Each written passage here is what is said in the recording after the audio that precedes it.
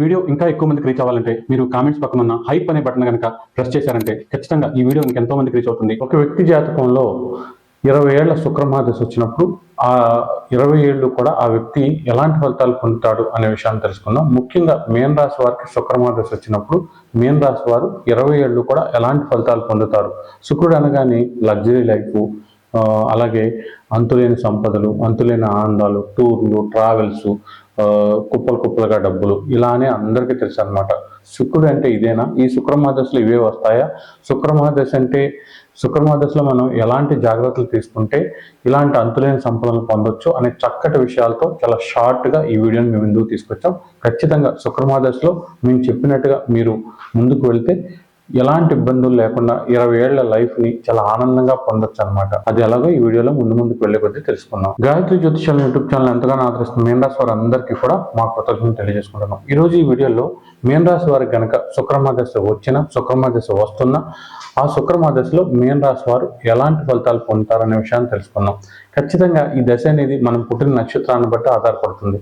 ఆ నక్షత్రం ఏదైతే దాని దశ నుంచి మన దశలు మొదలయ్యి తర్వాత శుక్రమహాదశ వస్తూ ఉంటుంది అనమాట.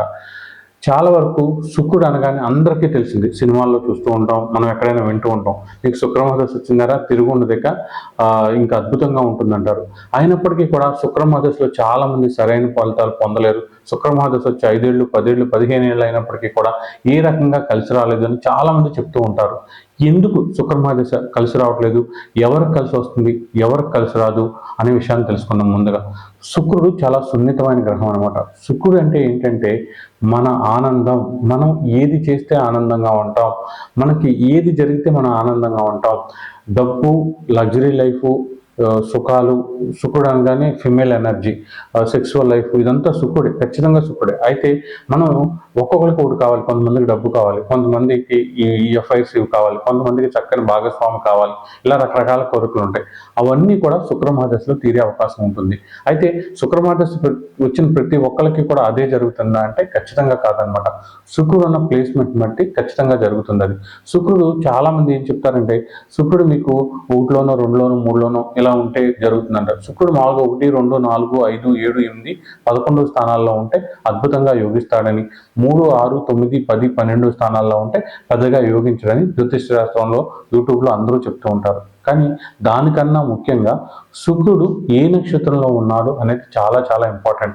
మీ యొక్క జాతకంలో శుక్రుడు కనుక తనకు మిత్రగ్రహాలైన బుధుడి నక్షత్రంలో కానీ, శని నక్షత్రంలో కానీ శుక్రుడు నక్షత్రాలే తన నక్షత్రంలో కానీ, లేదా రాహు నక్షత్రంలో కానీ, ఇంకా చంద్రుడి నక్షత్రంలో ఉన్న ఖచ్చితంగా శుక్రమహాదశలో మీకు మంచి ఫలితాలు వస్తాయి.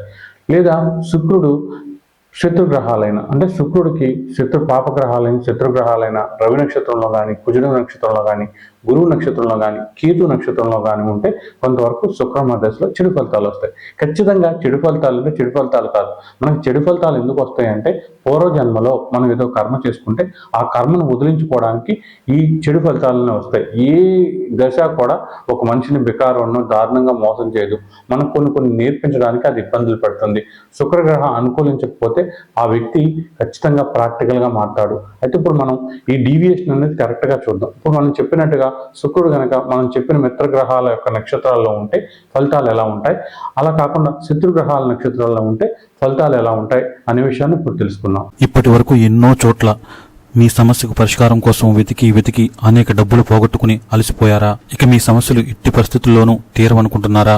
అయితే ఒక్కసారి మీకు ఎటువంటి సమస్య ఉన్నా సరే గాయత్రి జ్యోతిషాలయాన్ని సంప్రదించండి. అసలు మీ సమస్యకు కారణమైన పాపగ్రహాలని కనిపెట్టి అవి పెట్టే బాధలకు దశమహావిద్యల ద్వారా, అలాగే ఇప్పుడు ఎంతో ఫేమస్ అవుతున్న సీక్రెట్ బుక్ మెథడ్ ద్వారా మీకు 100% సొల్యూషన్ కేవలం 2000 రూపాయలకు అందిస్తాం.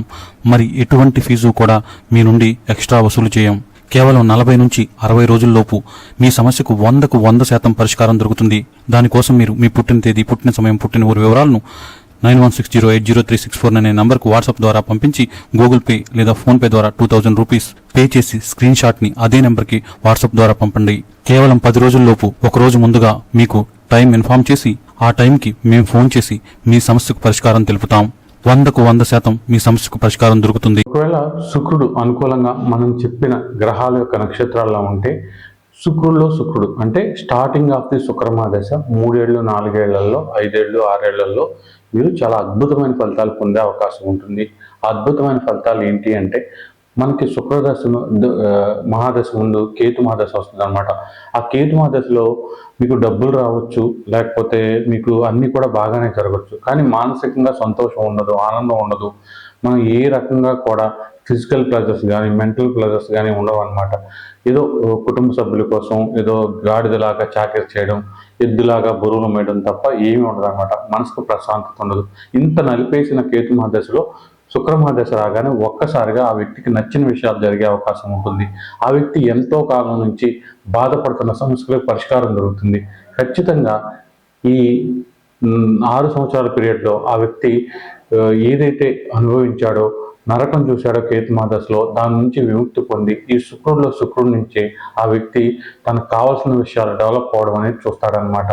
అలా శుక్రుడు మొదలైన కాడి నుంచి తనకు నచ్చిన విషయాలు అన్నీ కూడా జరగడం మొదలు పెట్టడం వలన చాలా వరకు ఫైనాన్షియల్గా కూడా ఎదగడానికి ఎంతో ఆస్కారం ఉంటుంది. అంటే ఏంటంటే తను ఏదైనా వ్యాపారం చేయాలనుకుంటున్నాడు, అది ముందుకు వెళ్తూ ఉంటుంది. తను నచ్చిన వ్యక్తిని వివాహం చేసుకోవాలనుకున్నాడు, అది జరుగుతూ ఉంటుంది. తనకు నచ్చింది ఏదో చేయాలనిపిస్తుంది, అది జరుగుతూ ఉంటుంది. అప్పుడు ఆ వ్యక్తి ఎంతో సంతోషంగా ఉండడం వలన తను చేసే పనుల మీద కూడా ఫుల్గా కాన్సన్ట్రేషన్ పెడతాడు, ఫోకస్ పెడతాడు.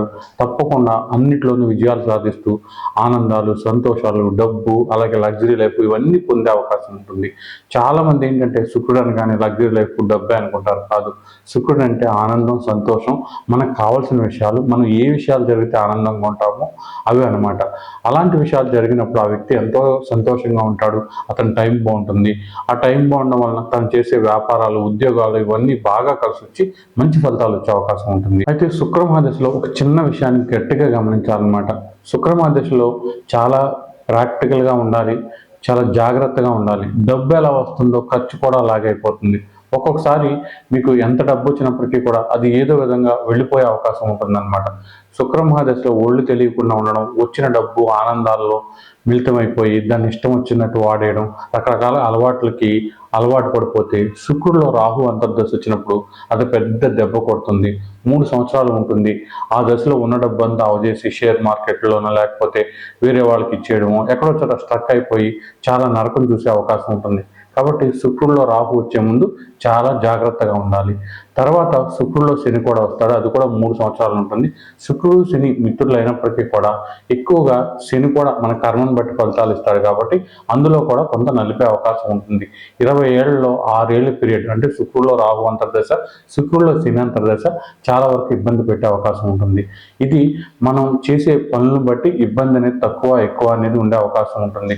శుక్రమహాదశ రాగానే మనకు వచ్చే అవకాశాలని, లేకపోతే మన చుట్టూ ఉన్న డబ్బుని చూసి, లగ్జరీ లైఫ్ని చూసి కళ్ళు తెలియకుండా ప్రవర్తించే వాళ్ళకి ఈ 6 సంవత్సరాలు అంటే శుక్రుడిలో రాహు అంతర్దశ, శుక్రుడిలో శని అంతర్దశలో చాలా వరకు మటాష్ అయ్యే అవకాశం ఉంటుంది. చాలా చాలా జాగ్రత్తగా ఉండాలి.